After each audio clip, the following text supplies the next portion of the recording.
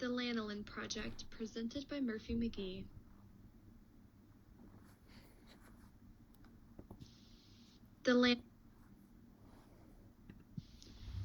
The brief. How might we apply biomimicry to create textiles, processes, or systems that enhance nature? The brief. I first began my research by considering the climate in which I live in. The United Kingdom is known for its temperate ocean climate, often cool and damp. Then I narrowed the focus to just Scotland's weather, where over 185 days a year there's precipitation, equating to about 60 inches of rain a year.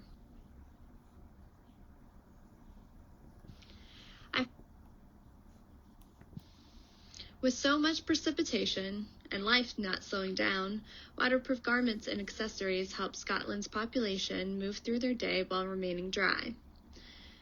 Keeping our clothes dry during a wet day helps bring less disruption to our lives. But I'm curious as to what it is that keeps our jackets and boots dry. So what is keeping us dry? DWR, or durable water repellent, is a coating applied to fabric to make it hydrophobic. The most common form of this coating contains fluoropolymer. Most of us know this chemical under the name of Teflon, which is a polymer or a synthetic plastic. Fluoropolymer is part of a family of chemicals called perfluorochemicals, or PFCs. These chemicals have a long, nasty list of harmful side effects to humans. They're known for being endocrine disruptors, reproductive toxins, and accumulate in our systems over time. Though the chemicals aren't good for us or the environment, we do need to stay dry, and they do the trick.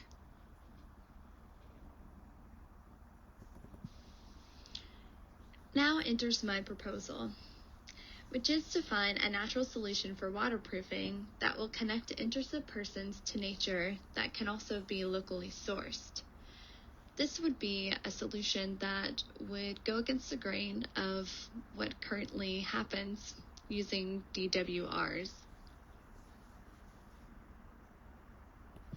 When first brainstorming solutions that mimic nature, I thought about ducks and how they use their beaks to distribute an oil that they secrete in order to waterproof their feathers.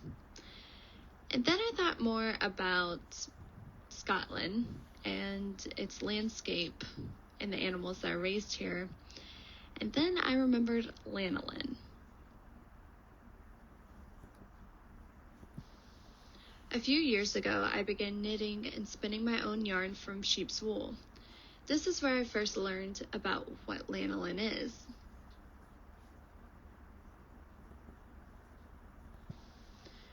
And for those of you who don't know what lanolin is already, lanolin, also called wool yolk, wool wax, or wool grease, is a wax secreted by the sebaceous glands of wool-bearing animals.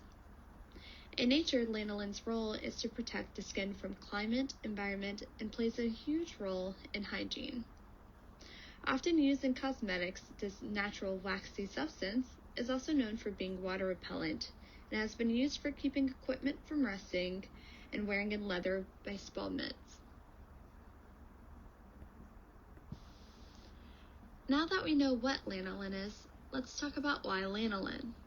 As of June of 2018, it was recorded that Scotland had 6.59 million sheep in its country. And according to NFU Scotland, over 360,000 Scots work in agriculture. One sheep can produce 250 to 300 milliliters of lanolin per fleece. The wool wax is recovered from the wool by washing with high heat, wool detergent, and centrifuge separators. I immediately thought to design a workshop with local sheep farmers to educate those interested in lanolin and how to use it to waterproof their items. This would include jackets, boots, tents, or other fabric-based objects that they already had that they might want to waterproof.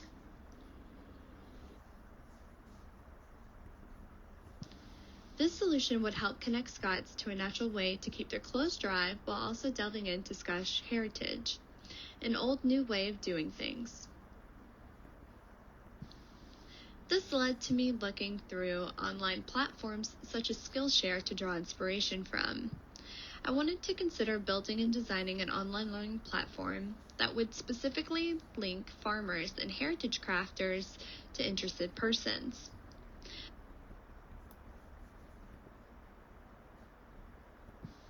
This idea excited me. I thought this should be a mobile app, something interactive, engaging, and available on the go. But then I quickly began to feel that the solution was getting a bit larger than anticipated and out of focus from my original solution and what it aimed for. I wanted to narrow the scope down again and get back to how to deliver a workshop that would connect people to local farmers and learn how to use lanolin to waterproof their items. I wanted to create an interactive and interesting experience for participants.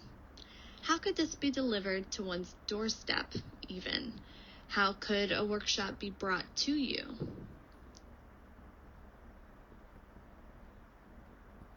These were the questions that led to my final solution.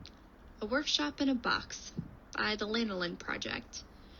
Drawing inspiration from videos of beauty gurus on YouTube, getting PR packages that contained LCD displays in the lid of the box, I thought this is how we can deliver a workshop to one's doorstep and create an interactive and interesting experience for the participant, something out of the norm.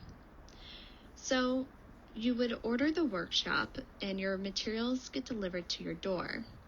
When the box is open, light sensors trigger a video to play on the LCD screen mounted in the lid. The lid can be removed and by perforated edge, and a recessed stand pops out. It creates a stand, and then you have your screen with your workshop and your materials, and you're ready to go. The way I plan to develop my proposal further is to first meet with and interview local sheep farmers. I want to know how they currently work with, use, and extract lanolin. I would then look to prototype the workshop in a box and user test. I want to see how it is received and understand better the experience of the users. Then I would look into solutions for sourcing materials and ensuring that everything could be composted or recycled in the packaging, including consideration for a recycling program for the LCD screens in particular. Thank you.